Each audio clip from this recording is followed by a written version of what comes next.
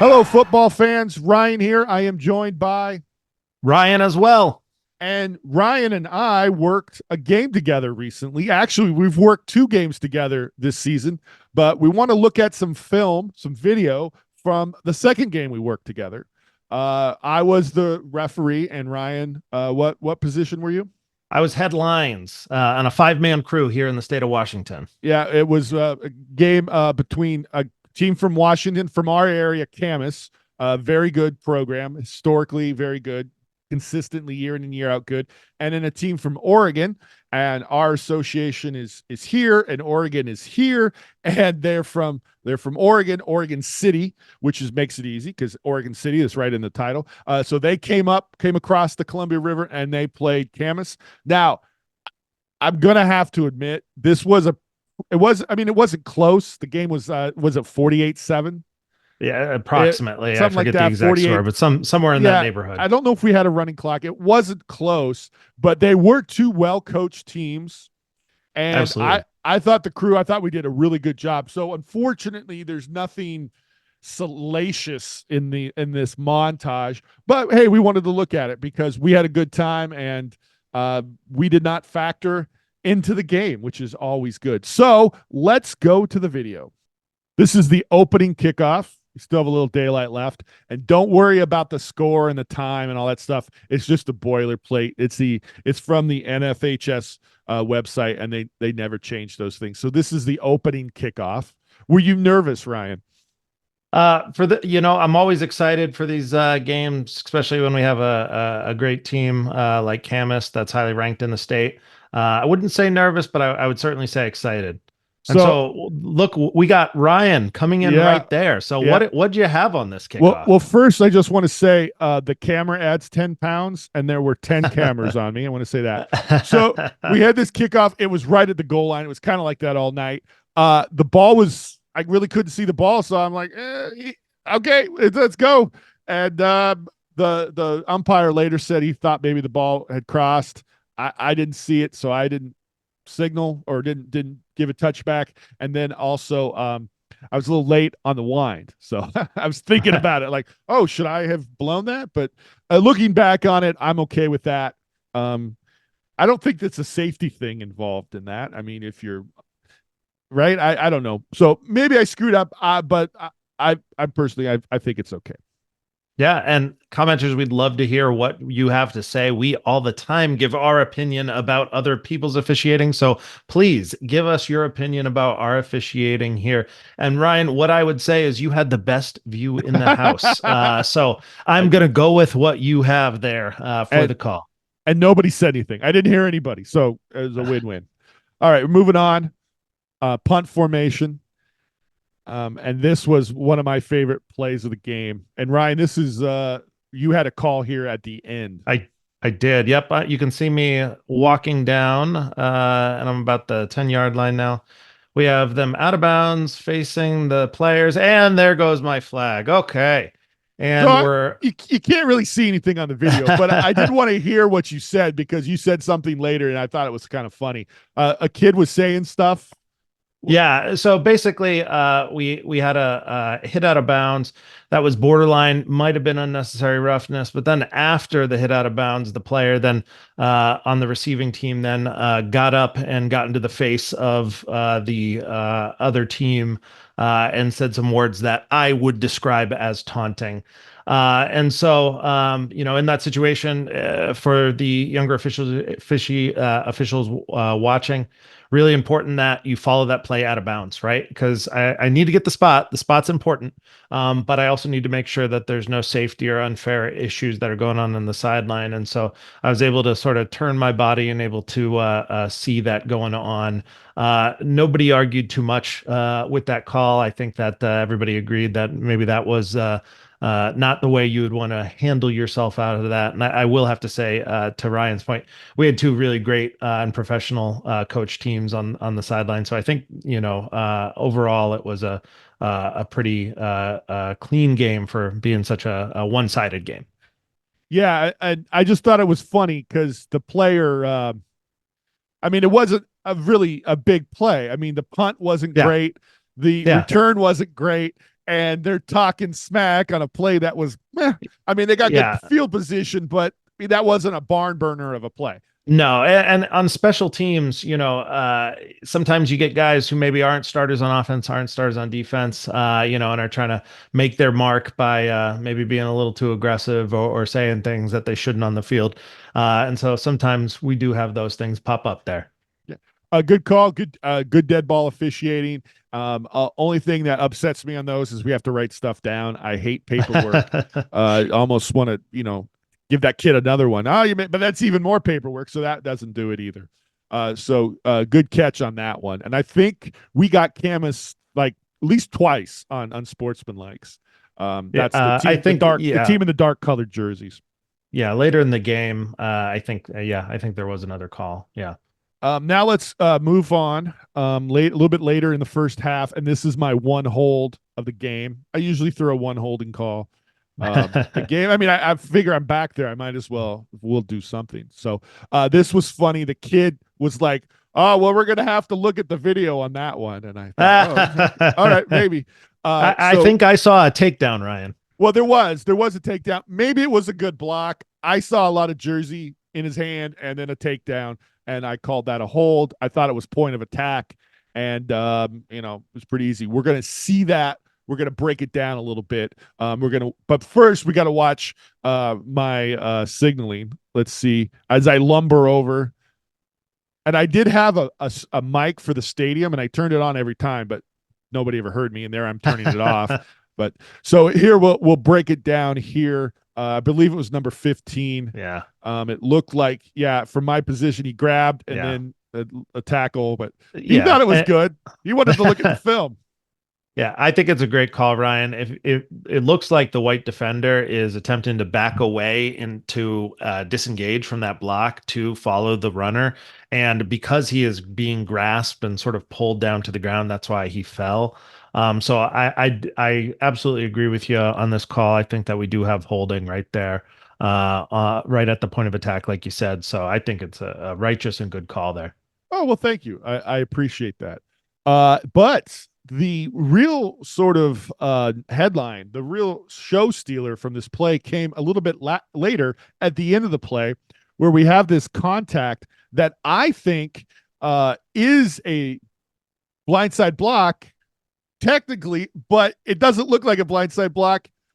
We have this player in the dark jerseys, blindside block a player in the white jerseys, but the hit E becomes the hit. I'm sorry, the hitter becomes the hit E. He just bounces Yeah. off the player.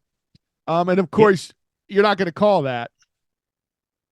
But Yeah, I agree. The player in black did not appeared to be setting himself up for a classic blindside block, but he got overpowered. So really tough to call an illegal blindside block when the defender knocks down the offensive team there. I would interested to hear what people have in the comments, whether they think that that's a blindside. Because we have a player that's not, looking, and the contact is certainly not with the hands, and it appears to be with the shoulder. So we'd have all the pieces typically of a blindside block, but we don't have the outcome that we would typically see in a blindside block. So interested to hear what the individuals in the commenters have to say about that one. you described it much better than I did. I just find it funny. The hitter is the one that bounces, ricochets off. And so I don't know what you would call in that. I think that's a really good no call. And of course, we already got the offense. We already had holding on the offense, This so this it's foul going back. would have probably been, yeah, this foul would have definitely been declined because that would have been more advantageous to take the hold. But again, Yeah. I just thought it was funny. And we're gonna move on from here. We're still in the first half, and this is Ryan saving the game for us. We have an Ah, incomplete pass, and the ball is spotted a yard off, but Ryan detects it and saves the day. And so good job, Ryan. It's a fourth down, and hey, every yard counts. yeah, on that, we had an incomplete pass prior to it, so the ball is going to go back to the sticks. Or I'm sorry, it's going to go back to the box. The box didn't move, and I saw that our umpire maybe was maybe looking, at my feet, or maybe just I've done it a million times where you look at 1 yard line and put the ball down on the other. So we just had an administrative stoppage, moved the ball up. It's important we get these things right, even if a game's one-sided. It's important, that we still have that consistency and fairness across. So, the lessons I would take away from that is, if something doesn't look right, it's okay. Hey, let's get a stoppage, and let's figure it out and make sure that we get it right there. Yeah, and even though it is a yard, it's fourth down. They're going to punt.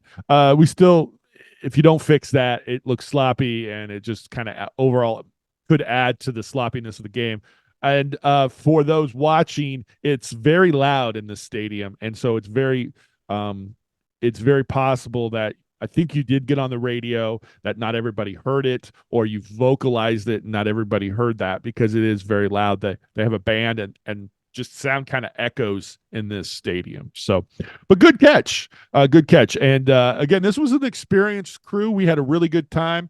I thought we did a really good job. I would say this is probably, if not my best, one of my best games as a varsity white hat. So that's. But I was the good luck charm, Ryan, is yes, what you I'm. were, and Just this is part of the schedule me reason. with you every game, for the rest of the Hey, season. if we could, I would totally do that. Hey, but I think part of what makes a crew function well is the communication, right? Absolutely. We are, we all got other things to do. Besides, we're not high school football officials full time, and so we're going to make mistakes, and we spotted it wrong, but we fixed it, and because we communicated well. So I think that's the big takeaway. That was what was Yeah. cool. Never be afraid of making a mistake, Yeah, right? exactly.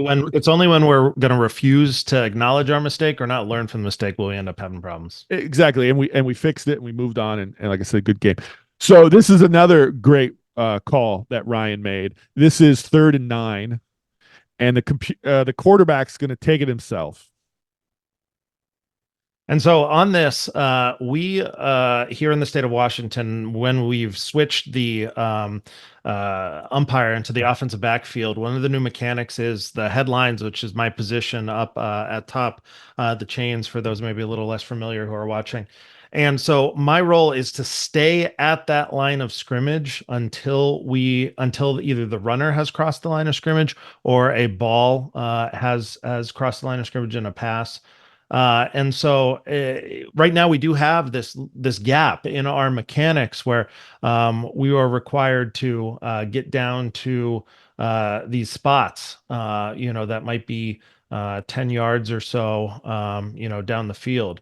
And so in this one, it's important that you just know where the slide started, because that's where we're going to mark it down.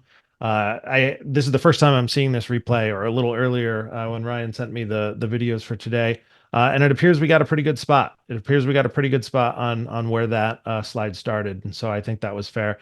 And this was another call. It was, like I said, very very good sidelines, and the other team's bench said, "Yep, he slid short."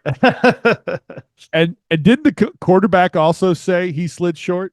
I think he popped up and said something, Yeah, like to himself, like, yeah, it was short. yeah, yeah. Hey, I completely understand. It's he's wanting to make sure he doesn't get a big hit. And these things happen. He might not have known where the sticks were, or maybe he did and thought it was prudent to be safe. Not gonna get on a QB for making sure that he's doing the safe thing so he can play another game. But again, a little short on the slide, which is a bit of a bummer for the black team, but everybody was good sports about it.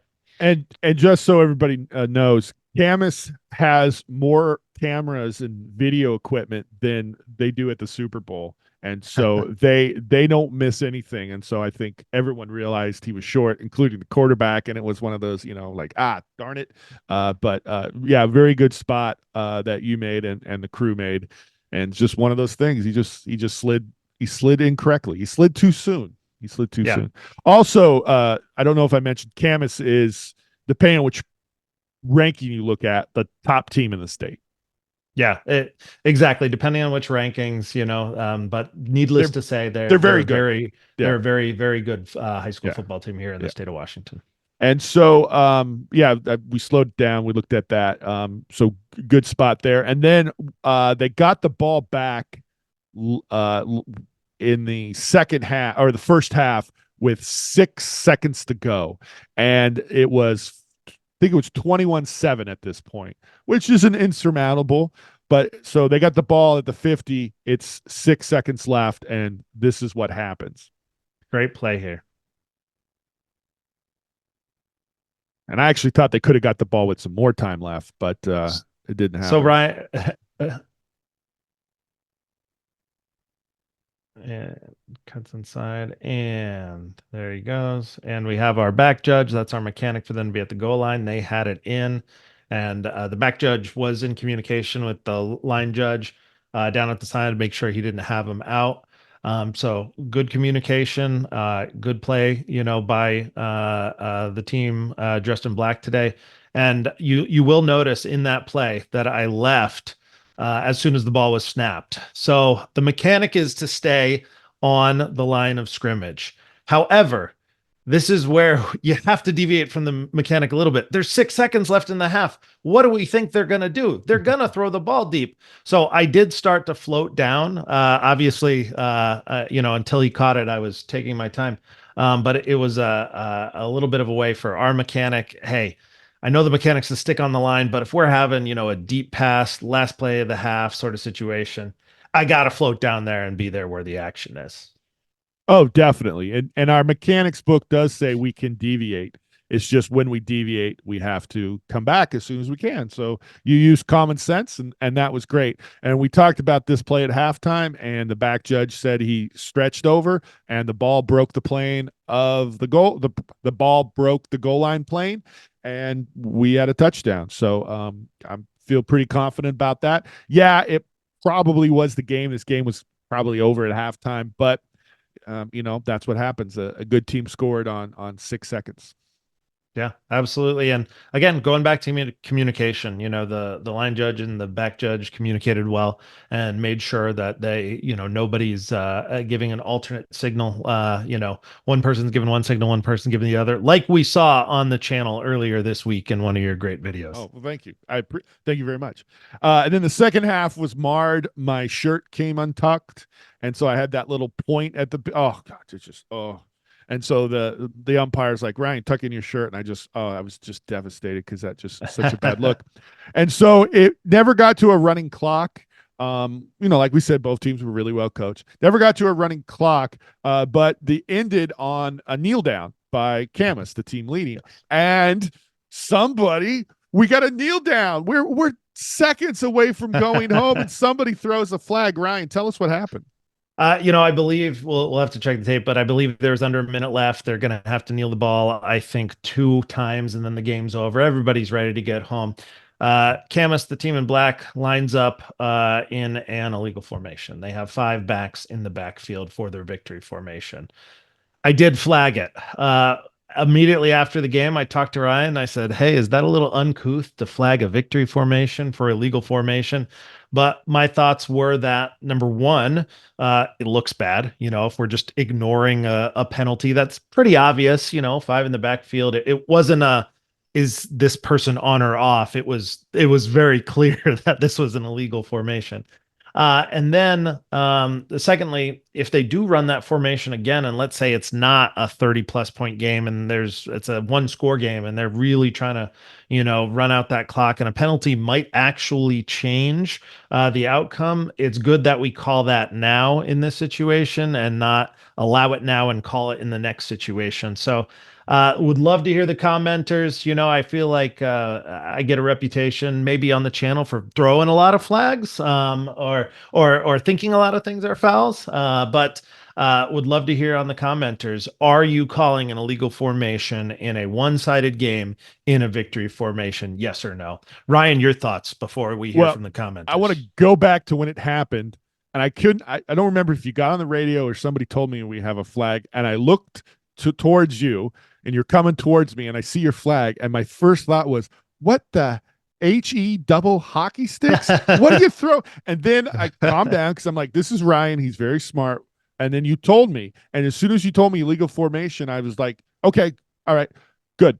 And the reason why is everything you said, but also I've seen this, I've seen it happen before, and it's not called. And you're right, it was big because it wasn't a 30 point lead. But I do think it's something that, even though it seems petty and the game's over, I think it is a flag worthy because we want to clean that up. Camus, that team in black, they're going to do that again. They're good enough. They're going to have a lot of kneel downs. They need to get that right. And yeah, if it was a 6 point lead or a 5 point lead or whatever, it was, that stops the clock. And now the Yes. offended team can take the clock on the Hmm. snap, and that could be huge. That could mean they could get the ball back. So I liked it. It wasn't that big a deal. We just marched it off, and I think the team declined it. Actually, They or did. I Yes, think they declined it. the Yep. team in white actually declined it. But hey, then that's them. They can do that. We called it. Hmm. They declined it. Good. And Camus now knows. That coach now knows because again, they have a bazillion cameras and a bazillion videos. So then they can clean that up because it does look bad on film and on video film. What it was 1970. It does look bad on video, and so I looking back on it, I think that was a really good call. And it didn't. Nobody got upset and didn't make the game go any longer. We just they just declined it and we moved on. But now that team knows. So yeah, it was good. Absolutely. And speaking of videos, Ryan, I am part of a pilot program through the Washington Officials Association where I am wearing a body cam for all my varsity games this year. I have to say, either I've been really lucky with my sidelines or that camera has a protective effect on coach and player behavior because I've had probably my cleanest year in terms of conduct when it comes to coaches and players and things like that. The body camera sort of pilot program in my, experience so far has been both an interesting experience and I think a positive one. So obviously we need a lot more data, and the fine people at our state association are working that through, but it's been an interesting part of this season so far. It's fairly small. It's Yeah. it's about as probably as wide as a can of Altoids, but not quite as long, Hmm. and a little bit thicker. It's kind of a cube shape. You wear it on your chest, and yeah, I think what we should do is have every wing wear one. They don't all have to work. You're right. We can have fake ones because it does kind of, oh, okay. I don't want to be on film saying anything I shouldn't say. So What I think it does is it makes people think about the things they're saying. And anytime that you think about the things you're saying, you're going to say things that are a bit more respectful and responsible. And so that's what I've seen. The sideline I had this past week from Oregon City was great. As have they been. probably didn't Uh, need one. They yeah. were Oh no, they yeah, they they didn't. And didn't. I'm in no way insinuating that they needed it or they would have done it without it. Our But first game we did together, you needed it.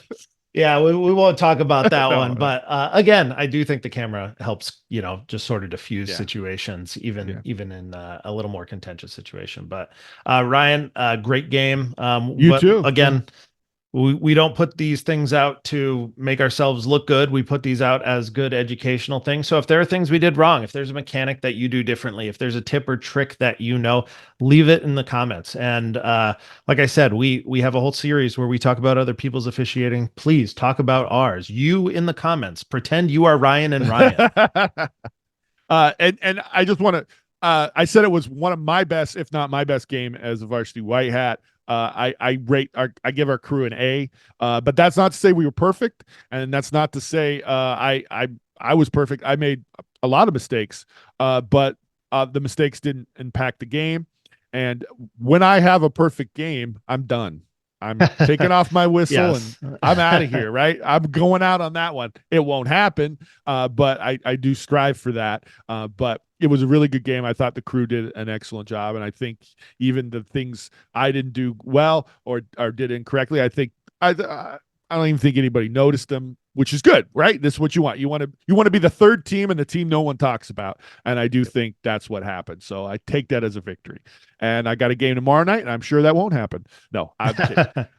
You got to be positive, Ryan. Come on, I got to be positive. There All you right, go. There all you go. right. I got a double header tomorrow, Ryan. Oh, So geez. I will be at the stadium from roughly 3 p.m. to roughly 11 p.m. tomorrow with 2 varsity games back to back. And making $60. No, I'm kidding. I'm kidding. We make It's a little more bit than more. that. We make a little bit more than that. Yeah, but well, good luck there. Thanks, I Ryan. have another doubleheader in another week, a couple of weeks. So those are always fun. Ryan, thanks a lot. Appreciate your input and everything. Thanks for being with us, and also for you, thanks for being here. Please leave any comments in your insights, your wisdom, your whatever in the comment section below. We have the best commenters in the business. We want to hear from you. Thanks for watching, and we'll leave you with the fifth down.